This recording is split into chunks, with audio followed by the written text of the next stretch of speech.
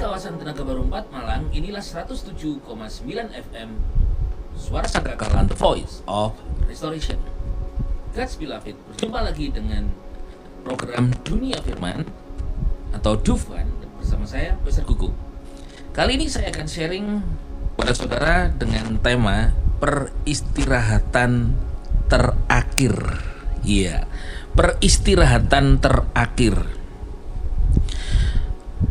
Pada umumnya di masyarakat, peristirahatan terakhir itu adalah dikatakan di sana adalah kuburan, makam, pusara, tanah tersirat, gitu ya. Itu pada umumnya. Dan orang Kristen pun juga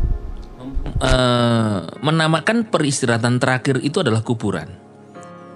Tidak kebetulan tadi pagi saya juga membawa melayani jemaat dari pelepasan jenazah sampai ke pemakaman. Dan seringkali juga disebut sama. Kita akan membawa dan mengantarkan ke tempat peristirahatan terakhir. Iya. Dalam kekristenan, di dalam Bible, apakah betul kata peristirahatan terakhir ini? Nah, sebelum saya ke sana, saya mau sampaikan kepada saudara, kita seringkali mendengar firman Tuhan yang berkata di dalam 1 Tesalonika 4 ayat 16 sampai 18 dikatakan saat penghulu malaikat berseru dan suara dan sangkakala Elohim ditiup sebagai suatu tanda, maka Tuhan sendiri akan turun dari surga dan orang yang mati dalam Kristus akan lebih dulu bangkit. Kemudian kita yang masih hidup pada waktu itu akan diangkat bersama-sama dengan mereka ke dalam awan-awan untuk berjumpa dengan Tuhan di udara. Demikianlah kita akan selama-lamanya bersama Tuhan. Selama-lamanya bersama dengan Tuhan. Jadi hiburkanlah seorang dengan yang lain dengan perkataan-perkataan ini. God's Beloved, orang yang mati di dalam Yesus atau orang yang percaya Yesus, ketika Tuhan datang sangkakala berbunyi, ternyata dikatakan dibangkitkan.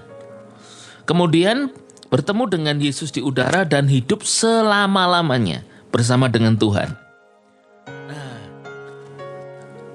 bagi anak Tuhan yang sudah mati, apakah pertanyaannya begini, apakah kuburan, makam, itu tempat peristirahatan terakhir? Kenapa dikatakan peristirahatan? Nah, di dalam Wahyu pasal yang ke-14 ayat yang ke-13 di sana dikatakan, aku mendengar suara dari surga berkata kepadaku, tuliskanlah, berbahagialah orang-orang yang mati, orang-orang mati yang mati dalam Tuhan. Nah, berarti yang dalam Yesus juga kan? Mulai dari sekarang, benar kata Roh, supaya mereka dapat beristirahat dari jerih lelah mereka dan perbuatan-perbuatan mereka yang menyertai mereka. Beristirahat dari jerih lelah mereka. Mati. Oh, berarti orang yang mati itu beristirahat dari segala jerih lelah mereka. Pertandingan imannya telah selesai. Telah mengakhiri pertandingan iman dengan baik. Wah, berarti tidak salah orang berkata kuburan itu adalah tempat persemayaman, tempat peristirahatan terakhir. Tapi terakhir dari jerih lelah mereka. Beristirahat sudah. Tapi apakah betul kemudian menjadi tempat peristirahatan terakhir? Karena akan dibangkitkan. Dan lalu selama-lamanya bersama dengan Tuhan. Berarti bukan yang terakhir. Nah, berarti ada dua pemahaman, saudara. Yang pertama, kuburan, makam itu tempat peristirahatan terakhir bagi kita yang hidup yang telah selesai bertanding imannya. Pertandingan iman selesai, sudah kan? Sudah. Beristirahat, dan itu tempat peristirahatan terakhir. Tidak ada pertandingan iman lagi. Selesai. Tapi yang kedua, sebetulnya juga disebut itu bukan tempat peristirahatan terakhir kita juga. Mengapa? Karena Tuhan datang, kita dibangkitkan. Ada jaminan bahwa kita akan dibangkitkan. Yang pertama, Roma 8 ayat yang ke-11 dikatakan, Roma pasal yang ke-8 ayat 19. Namun jika roh Dia yang telah membangkitkan Yesus dari kematian berdiam di dalam kamu, maka Dia yang telah membangkitkan Kristus dari kematian juga akan menghidupkan tubuhmu yang fana melalui rohnya yang berdiam di dalam kamu. Jadi sebetulnya ada roh Tuhan, roh yang pernah membangkitkan Kristus dari antara orang mati, berdiam di dalam kamu. Siapa kamu? Saya dan saudara, orang percaya. Roh Kudus berdiam di dalam kita itu akan membangkitkan kita dari kematian melalui rohnya yang berdiam di dalam kita. Jadi itu jaminan. Kita milik Tuhan, in Christ. Kita di bawah anugerah. Ini anugerah, under grace. Kita milik Tuhan. Nah berarti bukan tempat terakhir bagi kita anak Tuhan. Tempat terakhir bagi pertandingan iman kita, tetapi bukan tempat terakhir bagi kita yang akan hidup kekal selamanya bersama dengan Tuhan. Alasan yang kedua adalah yang terakhir, 1 Korintus 15 ayat 40 dikatakan ada tubuh rohani dan ada tubuh jasmani.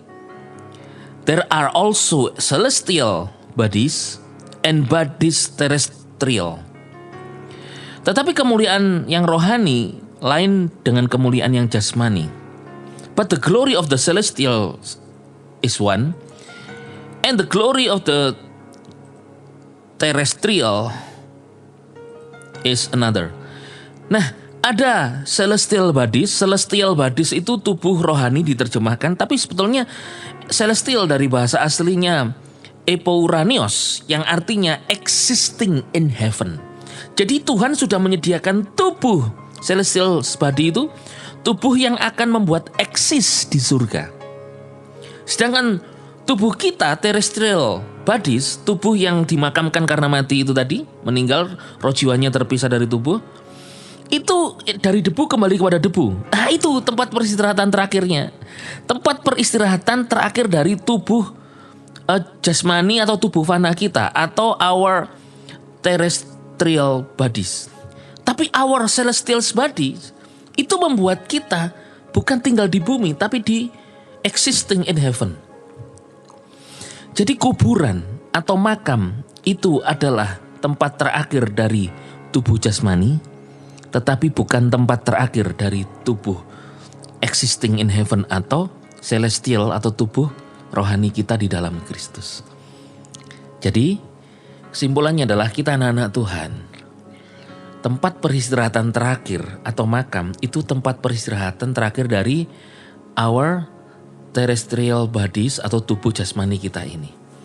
Tetapi bukan tempat peristirahatan terakhir dari our celestial body atau tubuh rohani atau tubuh kekal kita di dalam Kristus, karena nanti ketika Tuhan datang membangkitkan kita, itu disediakan bagi kita. Jangan takut. Kalau dinamakan peristirahatan itu bukan peristirahatan terakhir, tempat terakhirmu bukan di sono. Engkau punya pengharapan kekal bersama Yesus. Yeshua HaMashiach, bless you.